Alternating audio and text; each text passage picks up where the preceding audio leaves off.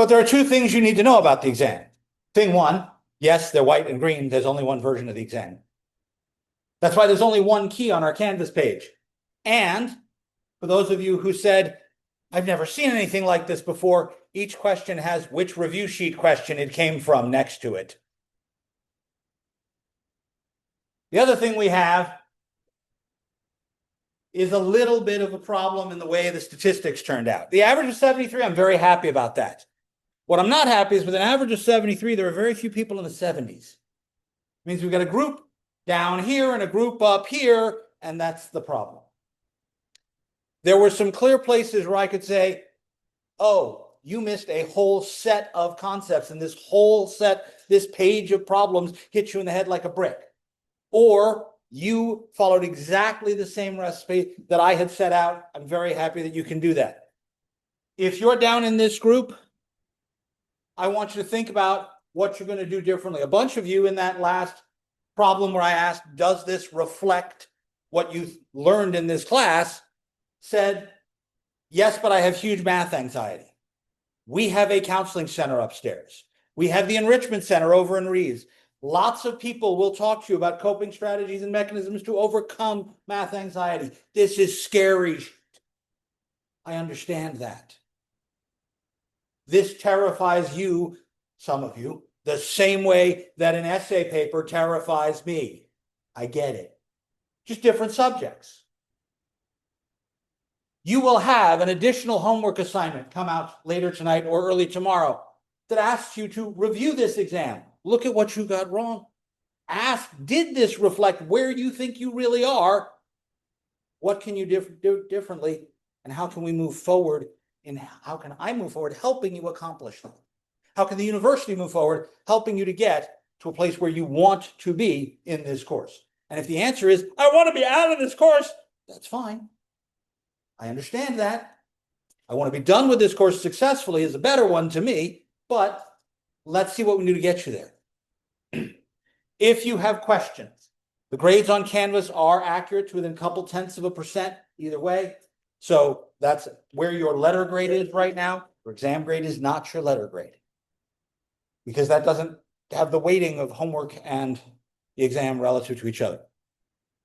If you've got questions, come see me, come talk to me, come discuss what you got wrong after you look through the key and reflect on this exam, and then I will be happy to talk to you about what we can do moving forward. Meanwhile, moving forward includes moving on to new functions to take derivatives of. We're going to do a lot of different kinds of derivatives. There are dozens of functions available to us. How do I figure out their derivatives?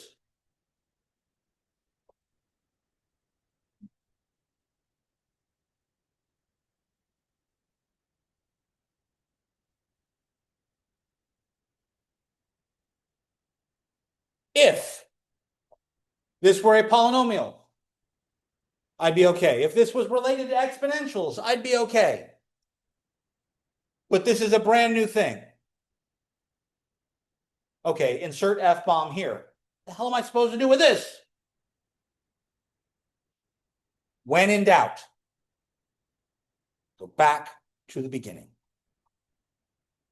I'm going to use my limit definition. That's really the only thing I've got.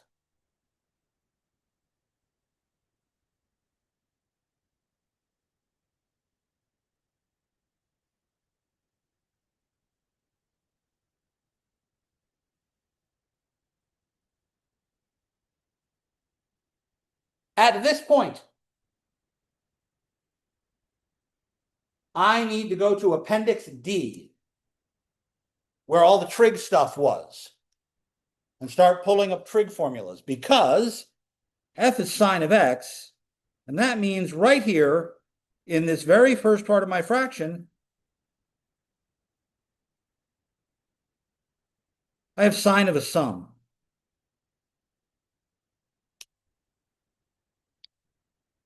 Well, crap. The one thing that sine does not do is distribute, like multiplication, or like a minus sign would. I can't just make that sine of x plus sine of h. We have a formula. Back in Appendix D somewhere. Somebody find this for me.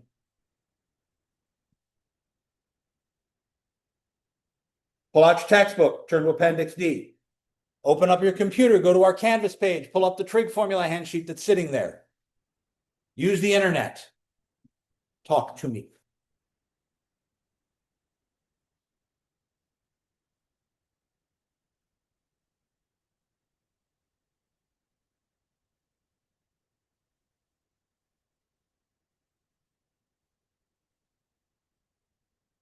Yes, Evan.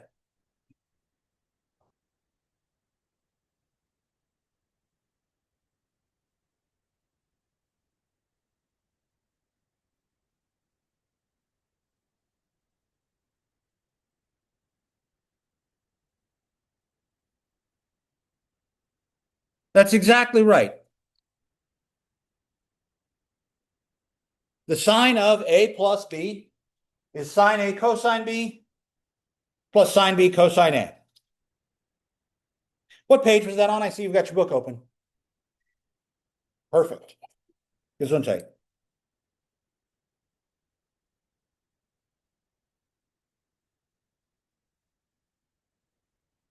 Okay. This is supposed to help me? All right. From here on out, I'm going to do some algebra before I can actually take a limit. I'm going to rearrange. I think about this limit is in H. So I'm going to group things that are related by the H involved or by the other piece involved, so I can do some factoring. I've got two pieces that involve sine of x. Let's put them together. This is the only piece that involves sine of h, so I'll set it off to the side.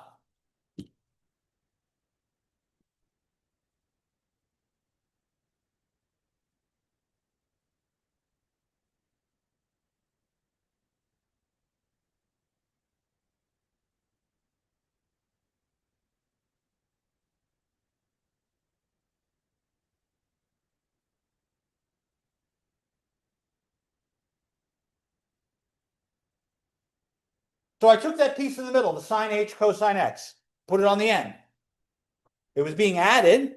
When I'm adding in a limit, I can make it the limit of each piece. I kept these two pieces together. I just pulled that one off on its own. So far, so good?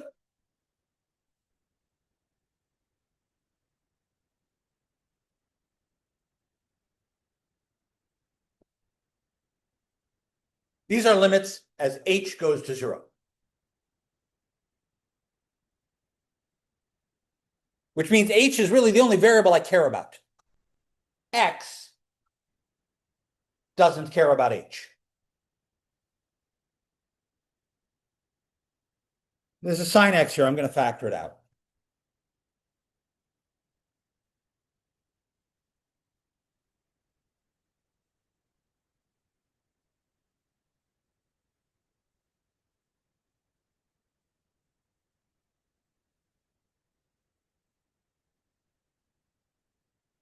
What's left inside that big set of parentheses there? Aha, the cosine of h minus a 1.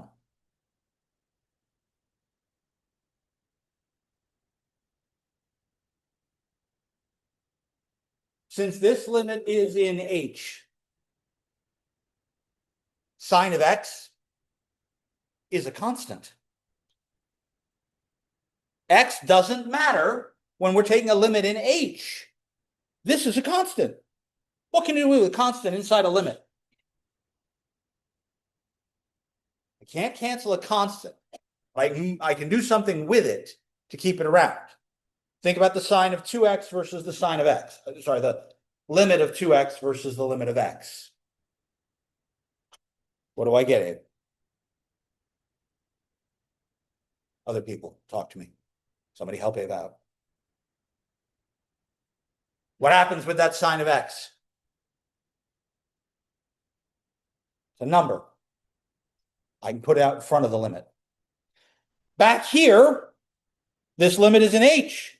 Cosine of x is just a number. I can put it out front. So I'm actually going to strip those out of my limits.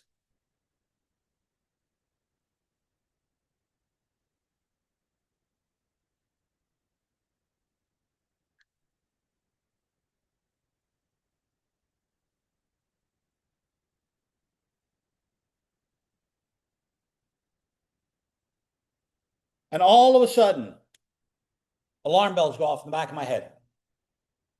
Bing, bing, bing, bing, bing, bing, bing. I'm having the weirdest sense of deja vu. I've seen this crap before.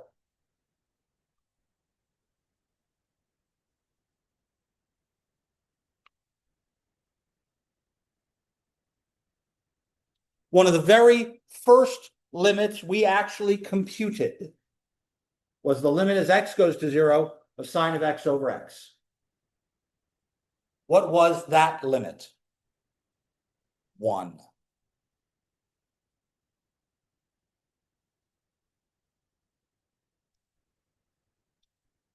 I did that with a graph. I did that with a table. It's in chapter 2, section 2, I believe. We've got that one written down. I know that one. This one, on the other hand, I don't know. But if I can figure that one out, then I'm good to go. Huh.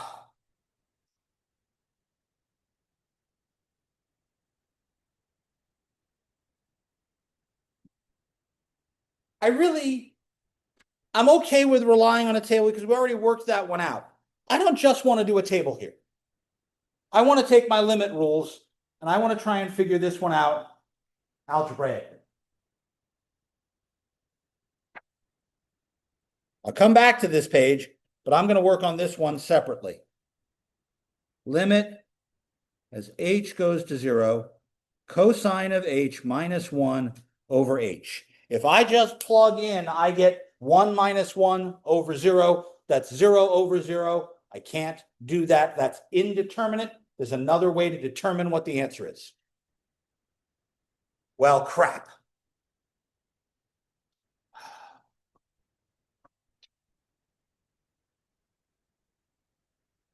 The top of that fraction is something minus something.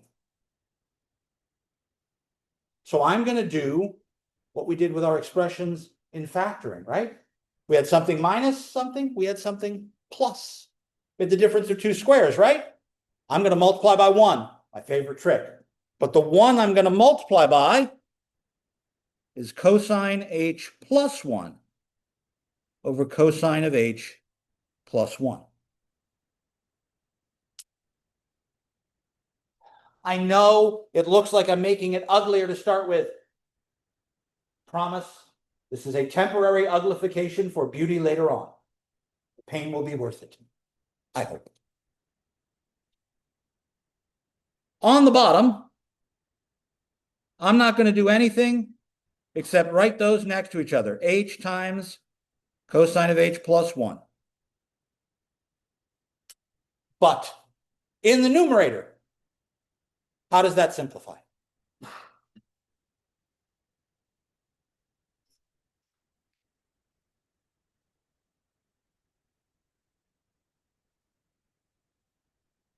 Wait a minute. Again, I go back to my trig formulas. Sine squared and cosine squared 1 have this nice relationship, right?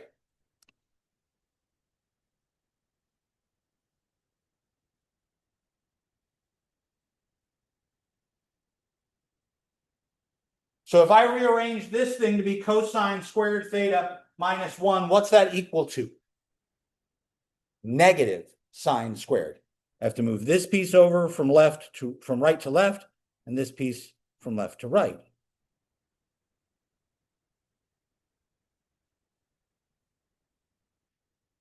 Oh.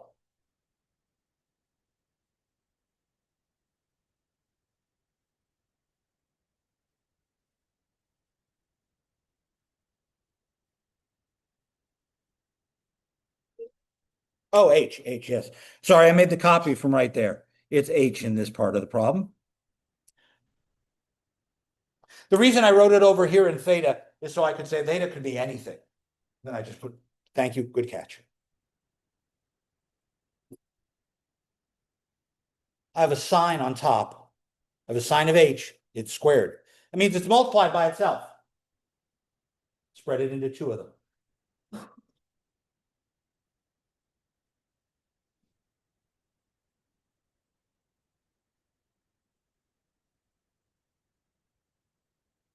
They're being multiplied. I'll put the negative with the second one for the hell of it. Then I'm going to take the bottom and I'm going to spread it out a little bit also. H cosine of h plus 1. And those two fractions are being multiplied.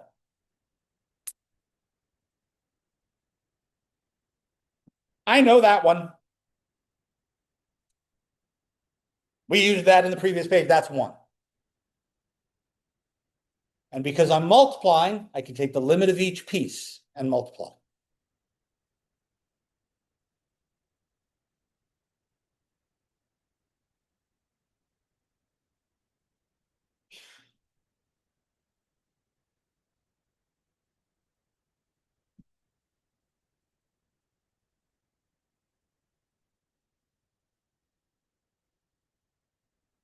So now the question is, what's this limit here on the right?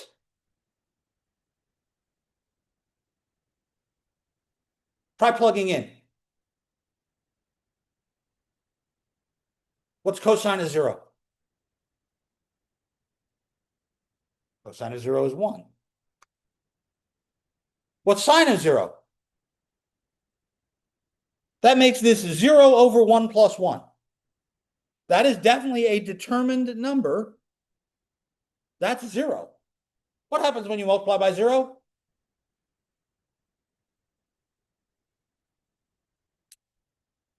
I got this one. And all it took was multiplying by 1, remembering my trig BS.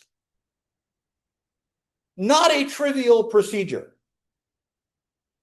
But what does this mean? It means I can put this result back here. That question mark is now a 0.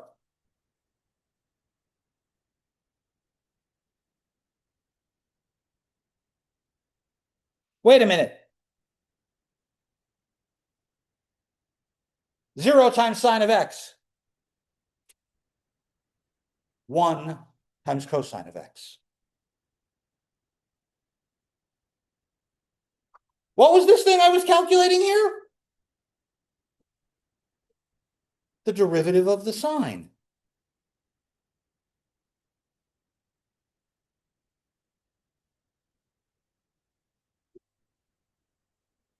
The derivative of the sine is the cosine.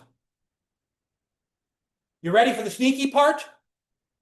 That means the slope of the sine curve is the y value of the cosine curve. Sounds insane, doesn't it?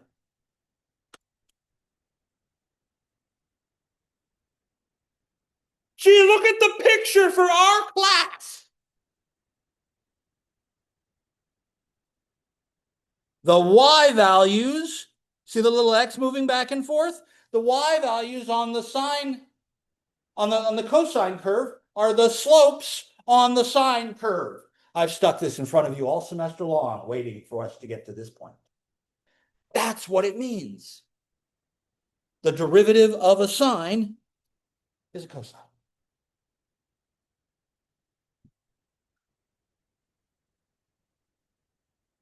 All right, hang on a second. If I can do it for sine, I can do it for cosine. Unfortunately, the sum angle formula for cosine. Evan, what's the sum angle formula for the cosine?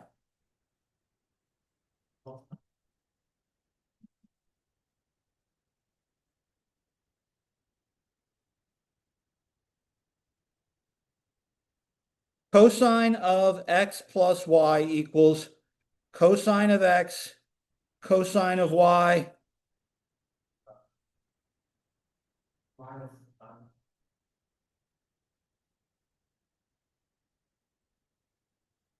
If that was cosine of x plus h, I'd have a sine of h here, right? And a cosine of h here. The piece that's going to get canceled out with the 0 is the cosine of h part. That's what we just saw. So what happens in this case is when I take the derivative of the cosine and I do all this same work over again, there's an extra minus sign in the problem. From this double angle formula, this extra minus sign right here is the reason that the derivative of cosine of x is minus sine of x.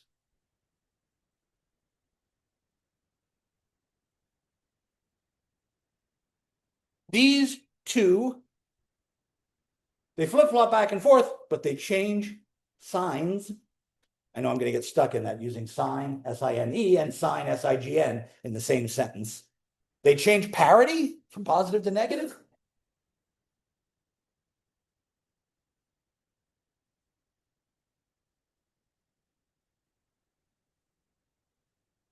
Hang on a second. F of x is sine of x.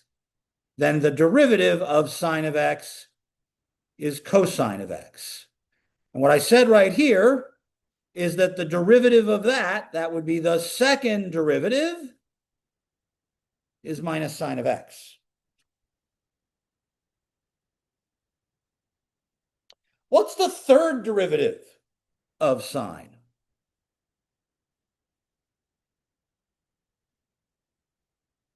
Take the derivative of this, right? Am I right? What's the derivative of sine? The derivative of sine is cosine, but there's this negative floating in front of it. If I take a fourth derivative, by the way, this is where we stop using little tick marks, because I'm going to run out of room making little tick marks, and we switch to little Roman numerals in parentheses. So the fourth derivative would be the derivative of minus cosine. What is the derivative of cosine? But I already have a minus. So I get a minus, which is a plus again.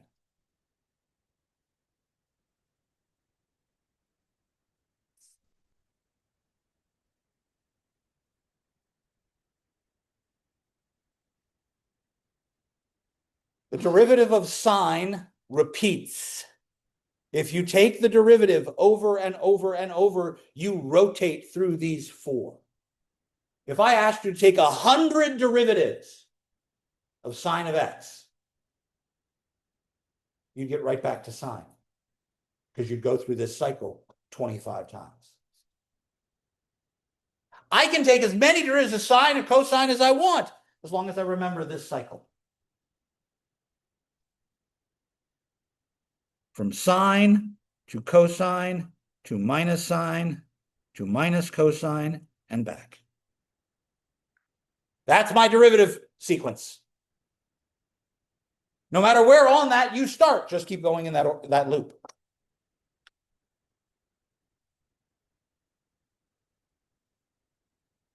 Interestingly enough, these are the only functions I know of whose derivatives repeat in this pattern of order 4. There are derivatives that repeat of order 1, of order 2, of order 3. This is the only set of functions I know that repeat of order 4.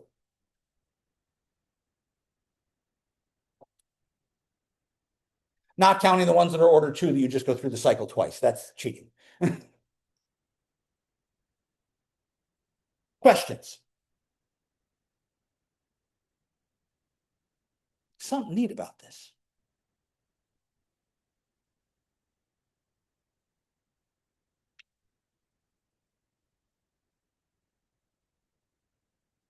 Why do I give a flying and a rolling donut about the fact that these repeat like this? Promise there's a reason. Who's going to take physics 1 at some point in time? Who's already taking it? Oh, you poor suckers, you. You are going to do, at some point in that class, an experiment with springs and masses, where you take a mass and you hang it on a spring, and you pull the spring down and you let it go, and it goes boing, boing, boing, boing, boing, boing, right? That's the same motion as a pendulum. What's it called? That kind of motion? Oscillation or harmonic motion. Simple harmonic oscillation. The reason the functions that show up in that equation are sines and cosines is because of this pattern.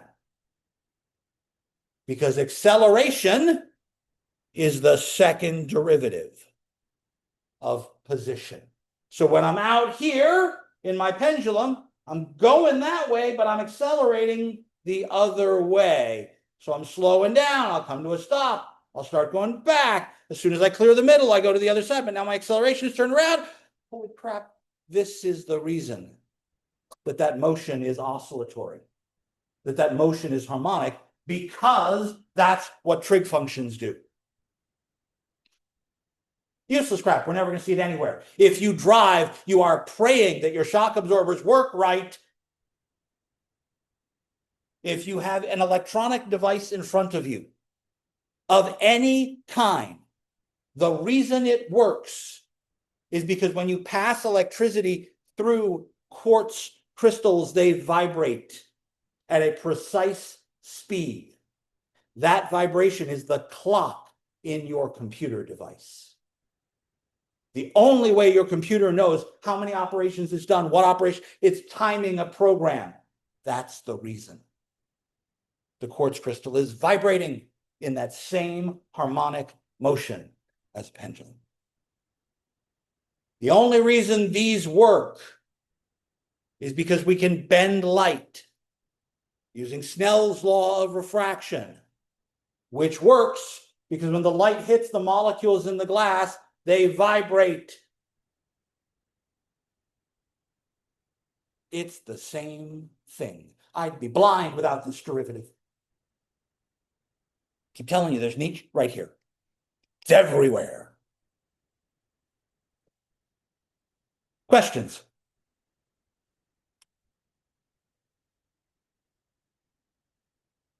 I got 4 more trig functions.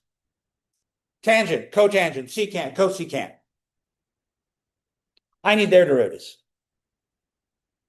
There is no way on God's green earth that I'm going to do the limit definition, find the derivative of tangent.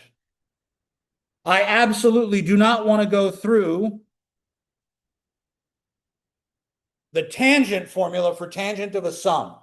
It's disgusting.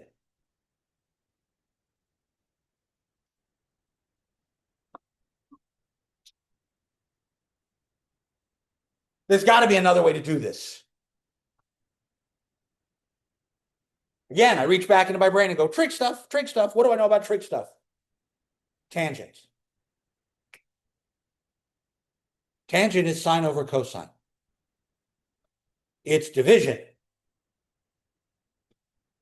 I know how to do quotients. We did those earlier.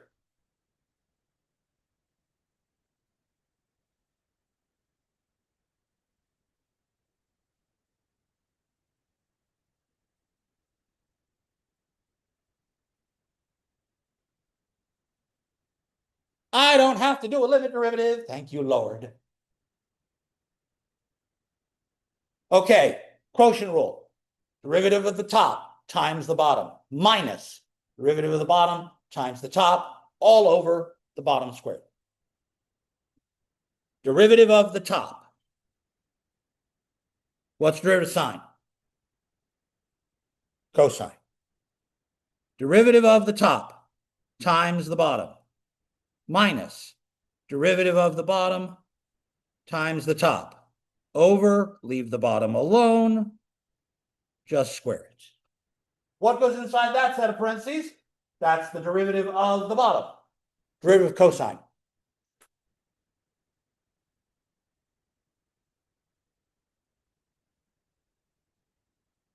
Hang on a second.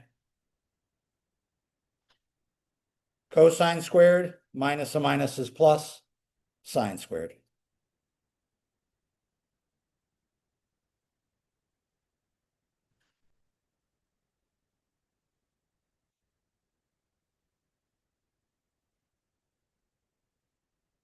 Aha, I got other trig functions. 1 over cosine is secant. Since it's squared, I'll keep the square. Again, this makes me happy because if I go back into that trig section with the Pythagoras identity, Evan, where in that trig section is cosine squared plus sine squared equals 1? Should be a page or so before the identities you're looking at right now. Cosine squared plus sine squared equals 1.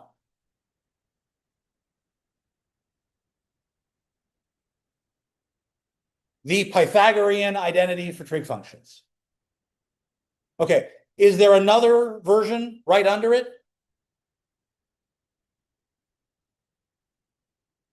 So tangent and secant are related in Pythagoras too. Tangent and secant are related in their derivatives.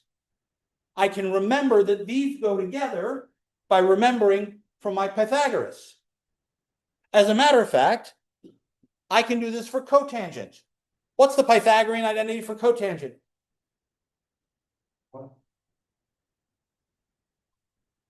I should get something in cosecants if I do the one for cotangent, and I do.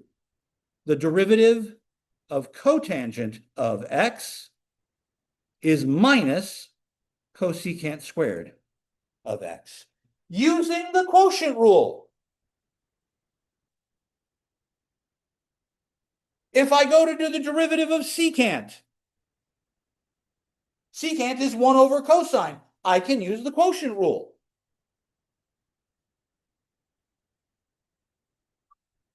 And again, a little bit of algebra, following the quotient rule, I get secant x times tangent of x. The derivative of secant involves secants and tangents, just like Pythagoras tells me. And the derivative of cosecant is minus cosecant x, cotangent x. Now here's a very interesting parallel. The derivative of sine is, the derivative of cosine is co and a minus sign. The derivative of tangent is secant. The derivative of cotangent is minus cosecant, co and a minus sign. The derivative of secant is secant tangent. The derivative of cosecant is minus cosecant, cotangent. Whenever I use a cofunction, I'm going to get a minus sign. And my result will be in cofunctions, but parallel to the one without the cofunctions. A guy by the name of, I believe his name is Orestes, Orestes, O-E-R-S-T-E-S, developed this rule in the 1870s. Page 194 of the textbook.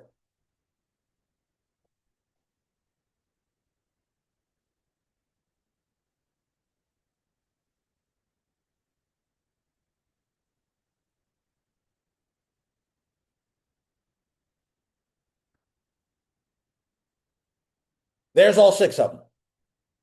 Put a bookmark there. If you've got the PDF version, put a tag on this page.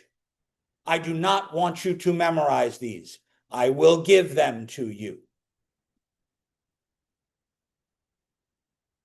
Because I'm a sadistic bastard, I put up the review sheet for exam 2. I did it because the very last page, there are the trig derivatives. They'll be attached to the review sheet. They'll be attached to the exam. You get them. You don't have to memorize these. But they're here as well. The more you use them, the more you'll remember them. But you've been using them for all of what? 35 minutes so far. Real good. By the way, there's our spring.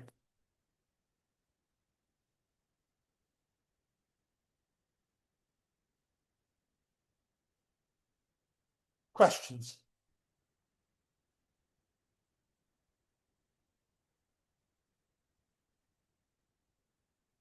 Well, now I can put all of this together with my other rules.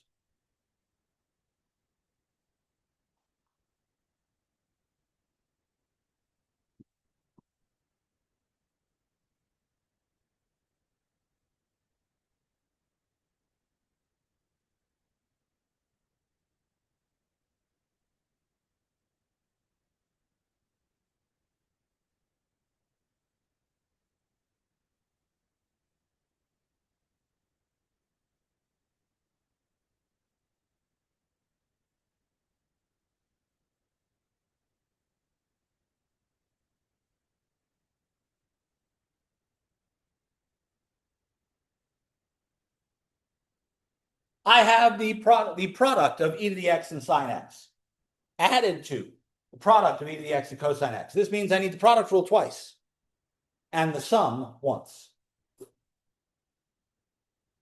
Differentiate for me.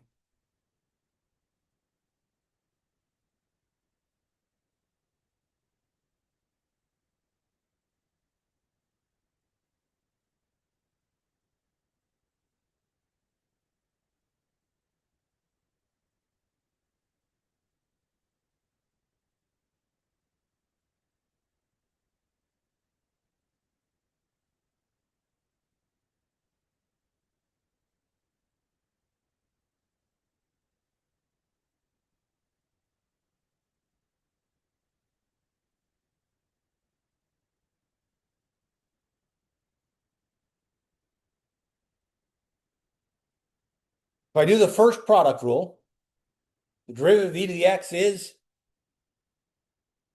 e to the x again. So derivative of the first, leave the second alone, plus leave the first alone, do the derivative of the second. Derivative of sine, cosine of x.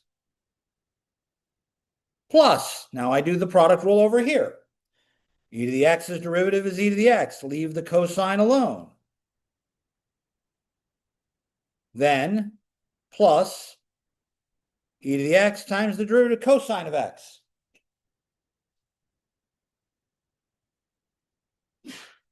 Hey, wait a minute. E to the x sine x minus e to the x sine x. Those cancel.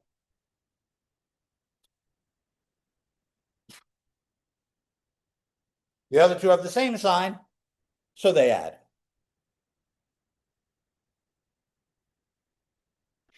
Has anyone here been in a marching band, an ROTC military parade, or otherwise marched in a parade? I'm the only geek in a marching band. When you march in a marching band, especially if you do it here in Pittsburgh, if you go over the George Westinghouse Bridge in North Versailles, for example, if you go up Route 30, you'll pass the North Versailles bowling alley and there's a bridge. And if you're driving under that bridge into Pittsburgh, you look off to the right, you'll see the Coke Works for Union U.S. Steel. On that bridge is a sign. It says, "Marchers, break cadence." What's cadence?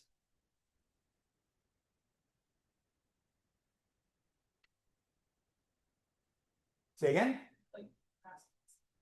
It is. It's the rhythm with which you are marching. If you break cadence, that means you're deliberately supposed to march out of rhythm. Walk without rhythm. The sandworms will hear you. Why do we have to walk without rhythm across the bridge?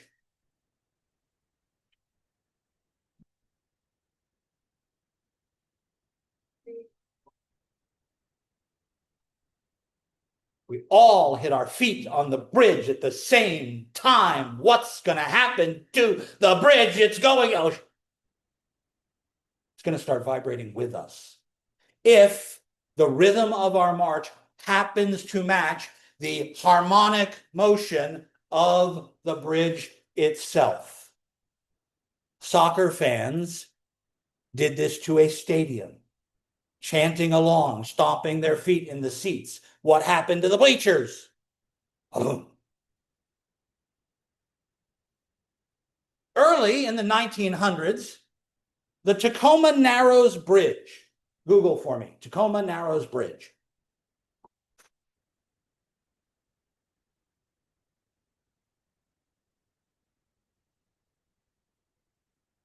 What happened to the Tacoma Narrows Bridge?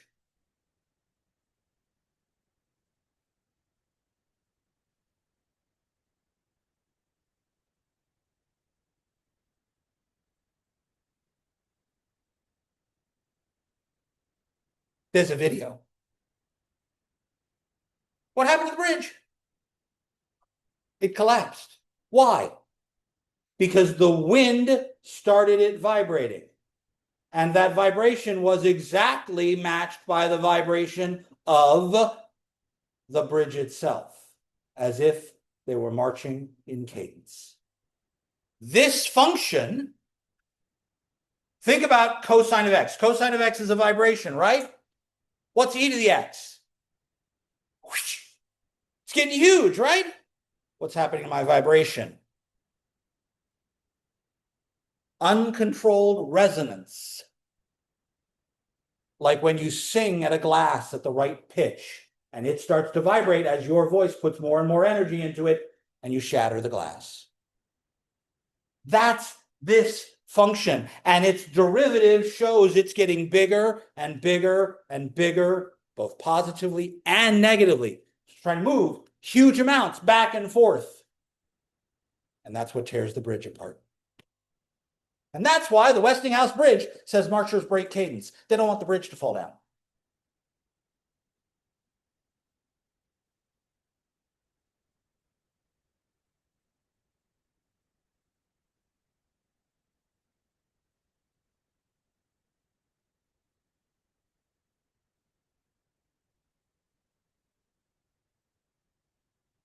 Sometimes I'm simply after making sure you know how to use the rules together. Secant x over 1 plus tangent x. What rules do I need to use?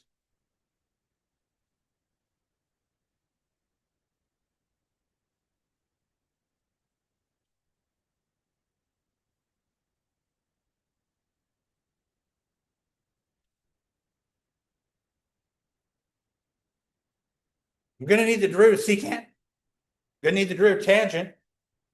What else am I going to have to do?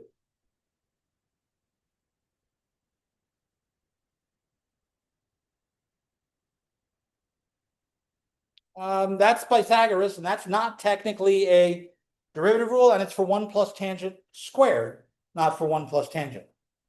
I'm going to need the quotient rule. It's a quotient. I'm dividing. I'm going to need the quotient rule. But I have to think about what I would be doing, and the order in which to apply the rules is the reverse of the order I do when I plug in a number. If I were to plug in a number, I'd plug into the secant, plug into the tangent, I'd add, and then I'd divide, right? Let's work those operations backwards. I'm going to do the quotient rule because I divide last. That's the rule I'm going to do first. Which means I'm going to take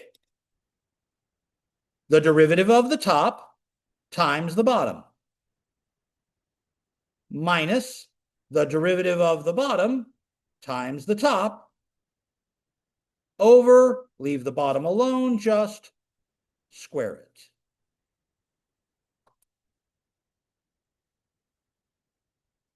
And now I see where I need my new formulas, the derivative of the top. What's the derivative of secant?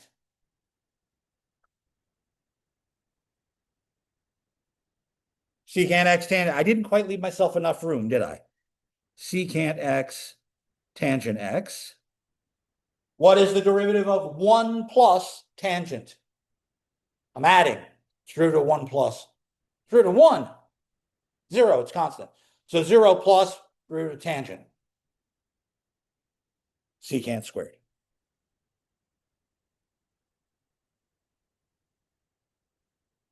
I'm perfectly happy stopping right here. As you saw on the last 4 questions where I said take the derivative, it said in all caps, do not simplify. I'm done. If I'm going to do something with my derivative other than just plug in a number, then I might have to simplify. If I just want to know, can you do a derivative? I stop right here and walk away. We could simplify the hell out of this. We could try and see if there's something I can do to simplify the tangent squared that's going to show up in the bottom, or the secant cubed that I'm going to get here. I'm going to get a tangent squared when I distribute. Yeah, there's all sorts of algebra and trig solution simplifications I could do. I don't need it right at the moment. Show me you can do a derivative. I'm good.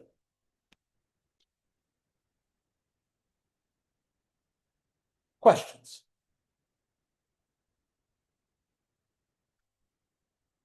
We worked out 2 limits today.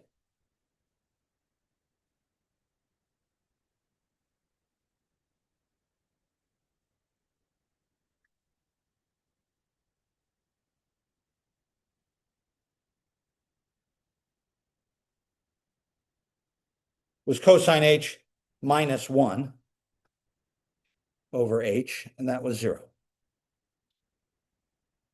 This one tends to show up a lot, and it tends to show up modified.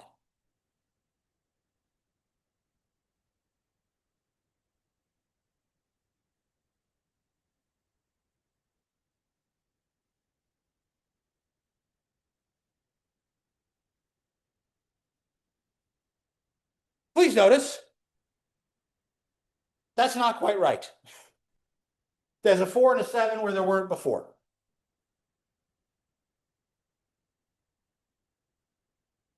Phooey. I really want to use this, but I only use that when the top and the bottom are the same, and they're not here. So let's try and fake it. Do you want h to be the thing on the bottom or the top? Oh, I have sine of h, and I think I'm just going to make a change here. I'm going to say, let's let h be the 7t. But if that's the case, on the bottom, I don't have a 7t. On the bottom, I have a 4t.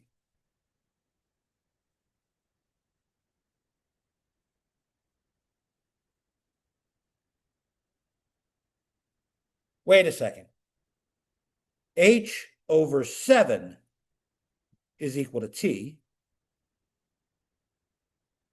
So 4t could be 4h over 7, or 4/7 h.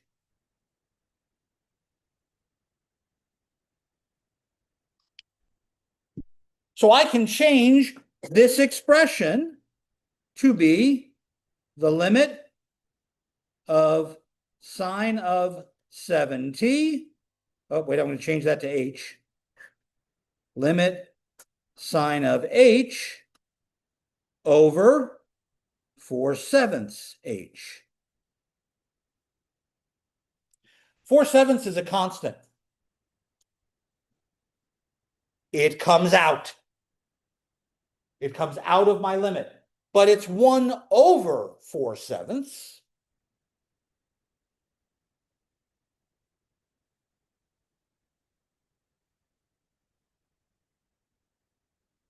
I know that limit is 1, because that's the limit as h goes to 0, sine h over h.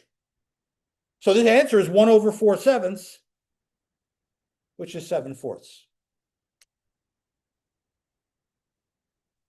There is another method for doing this. In the textbook on page 196, they do this by multiplying by 1. They multiply by 7 over 4 and 4 over 7. I like this idea of rewriting because I'm going to do that more later, this substitution idea. No, because I didn't take a derivative. If you have questions, please come see me. What are we doing tomorrow? You should look at the schedule. What's tomorrow say?